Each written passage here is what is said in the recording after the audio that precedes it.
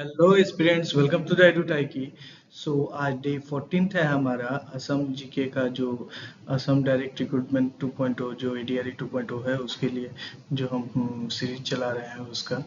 तो इससे पहले की वीडियोस आपने नहीं देखे हैं तो चैनल पे जाइए, चैनल के प्लेलिस्ट पे असम जीके का जो सीरीज चल रहा है उसे पूरा देख लीजिए। उसके बाद ये देखिए, ये 14वां वीडियो रहेगा। इससे पहले 13 वीडियो अपलोड हो चुके हैं।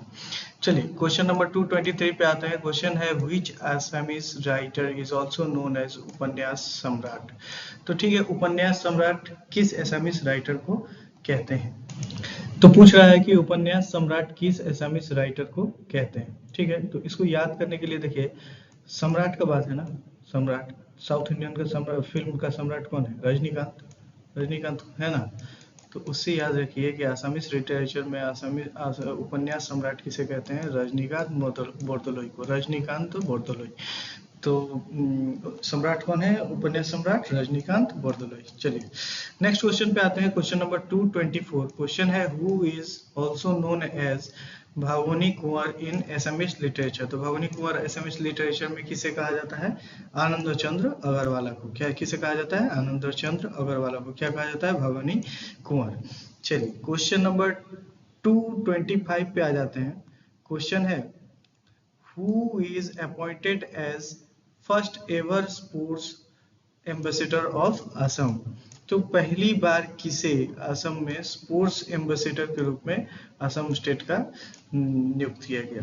ठीक है, तो वो है हिमा दास। ढींग एक्सप्रेस जिन्हें कहा जाता है हिमा दास, पता ही होगा आपको। चलिए क्वेश्चन नंबर 226 पे आते हैं। क्वेश्चन है who was the first president of Assam Pradesh Congress committee. तो असम प्रदेश कांग्रेस कमेटी का फर्स्ट प्रेसिडेंट पूछ रहा है। ठीक है, ये है कुलाधर चालिहा। कुलाधर चालिहा। देखिए इसमें जानने वाला बात यह है ना कि पहले तो ये जान लीजिए कि असम प्रदेश कांग्रेस कमेटी बना कब था? 1921 में। कब बना था? 1921 में। याद रखिएगा, बहुत इंपॉर्टेंट है। ठीक, तो उसके बाद अभी क्या पूछा है? First president. तो यहाँ पे देखिए, ट्विस्ट करने के लिए क्वेश्चन अगर पूछ दे कि फर्स्ट सिलेक्टेड प्रेसिडेंट कौन है, selected president of Assam Pradesh Congress committee, तो फर्स्ट सिलेक्टेड प्रेसिडेंट बोलेगा तो छबिलाल उपाध्याय। छबिलाल, CHABILA, छबिलाल उपाध्याय। देखिए, और ये जो है ये इलेक्टेड है। मतलब पहला जब गठन हुआ तो पहला कौन होगा? तो आदमी लोग सेलेक्ट करके आपस में बोल देगा कि हाँ चलिए आज आप, ये हो गया। उसके बाद इलेक्टेड, जैसे इंडियन नेशनल कांग्रेस का हो जाएगा। तो जब चुनाव नहीं हुआ उससे पहले सिलेक्टेड ही है। उसके बाद जब चुनाव हो गया, मतलब आपस में इलेक्शन हो गया, तो उसके बाद इलेक्टेड कहा जाता है। तो इलेक्टेड कौन है? कुलाधर चालिहा, फर्स्ट इलेक्टेड असम प्रदेश कांग्रेस कमेटी का प्रेसिडेंट, अध्यक्ष। और सिलेक्टेड पूछेगा तो छबिलाल उपाध्याय होगा। और एपीसी का सीसी जो असम प्रदेश कांग्रेस कमेटी है उसका गठन कब हुआ था? 1921 में। चलिए क्वेश्चन नंबर 227 पे आ जाते हैं। क्वेश्चन क्या कह रहा है कि which Ahom king shifted capital from Sivasagar to Jorhat in 1794। तो 1794 में किसने? तो गौरीनाथ सिंह ने क्या किया कि शिवसागर से अपना कैपिटल चेंज किया जोरहाट में। और अहोम का लास्ट कैपिटल भी जोरहाट था, ये याद रखिएगा। हाँ, काफी बार पूछा जाता है अहोम का लास्ट कैपिटल क्या था? जोरहाट। जोरहाट। और गौरीनाथ सिंह का जो अहोम नाम कभी कभी पूछ देता है वो है सुहित पर्णफा। सुहित पर्णफा। चलिए नेक्स्ट क्वेश्चन है क्वेश्चन नंबर 228। क्वेश्चन है the Guwahati T auction centre was established in the year. तो पूछा है कि गुवाहाटी टी ऑक्शन सेंटर जो है वो किस साल में एस्टेब्लिश्ड हुआ? तो 1970। काफी इंपॉर्टेंट क्वेश्चन है। 1970 में क्या हुआ? 1970 में गुवाहाटी टी ऑक्शन सेंटर का एस्टेब्लिश्ड हुआ, गठन हुआ। तो 229 पे आ जाते हैं। क्वेश्चन है the Assam medical college was formerly known as. तो देखिए असम मेडिकल कॉलेज है कहाँ पे? पहले ये जान लीजिए, ये भी डायरेक्ट पूछ देता है। असम मेडिकल कॉलेज गुवाहाटी में नहीं है, ये है डिब्रूगढ़ में। कहाँ है? डिब्रूगढ़। डिब्रूगढ़, ठीक है, डिब्रूगढ़ में। अब क्या है कि ये पहले किस नाम से इसको जाना जाता था, ये क्वेश्चन पूछ रहा है। तो Berry White medical school, Berry White medical school जो है 1900 जो ईस्वी है 1900 में ये बना था, ठीक है। कहाँ बना था, डिब्रूगढ़ में। उसके बाद क्या हुआ कि 1947 में इसका नाम चेंज करके क्या रख दिया गया, असम मेडिकल कॉलेज। तो यहाँ से क्या क्या क्वेश्चन हमको जानने को मिला, असम मेडिकल कॉलेज कहाँ है, डिब्रूगढ़ में है। इसका पहले नाम क्या था, बेरी वाइट मेडिकल स्कूल।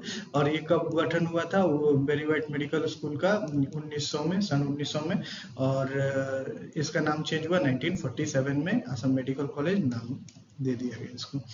चलिए नेक्स्ट क्वेश्चन पे आते हैं। क्वेश्चन नंबर 230 है, the second Burmese invention took place, कब, मतलब कब हुआ था। तो सेकेंड बर्मीज इन्वेंशन का बात हो रहा है, तो ये हुआ था 1819 में। देखिए फर्स्ट भी पूछ देता है, फर्स्ट हुआ था आपका 1817 में। कब हुआ था, 1817 में। और कमेंट सेक्शन में बताइएगा तो फर्स्ट बर्मीज इन्वेंशन का समय जो अहम किंग कौन था, काफी बार पूछा गया है। मोरिया रिवोल्ट ये का समय में पूछा जाता है, फिर बर्मीज इन्वेंशन का समय में पूछा जाता है कि कौन कौन किंग था, ठीक।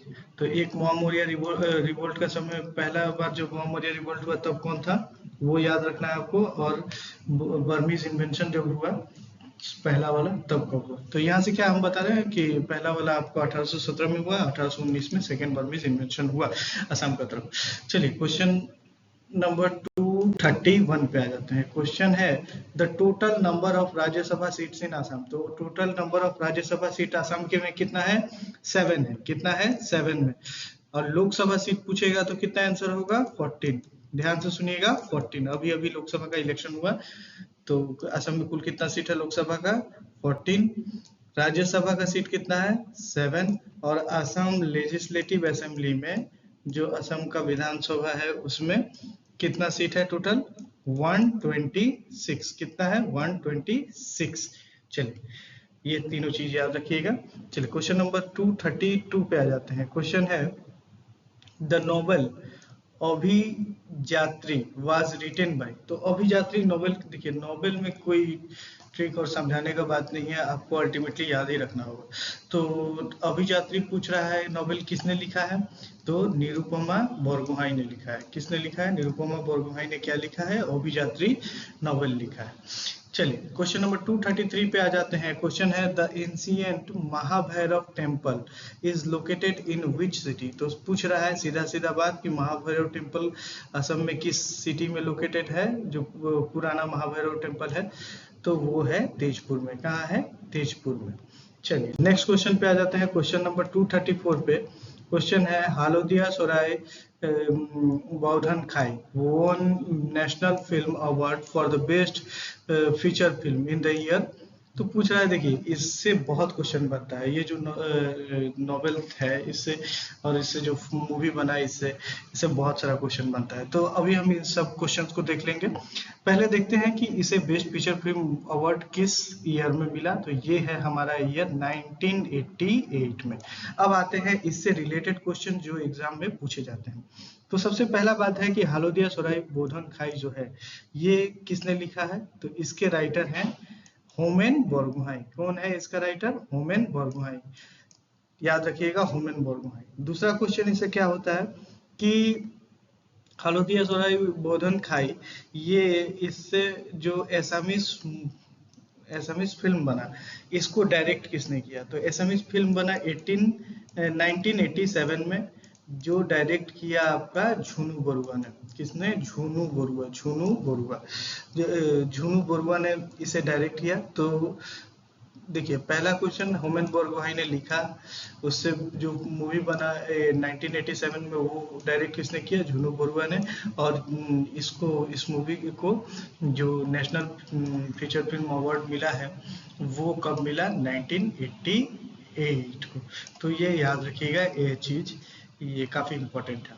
चलिए नेक्स्ट क्वेश्चन पे आ जाते हैं। क्वेश्चन है, in which year Doordarshan Kendra was established in Assam to telecast programs in Assamese language. तो एसामीज लैंग्वेज में दूरदर्शन केंद्र का गठन कब हुआ एसामीज लैंग्वेज के लिए?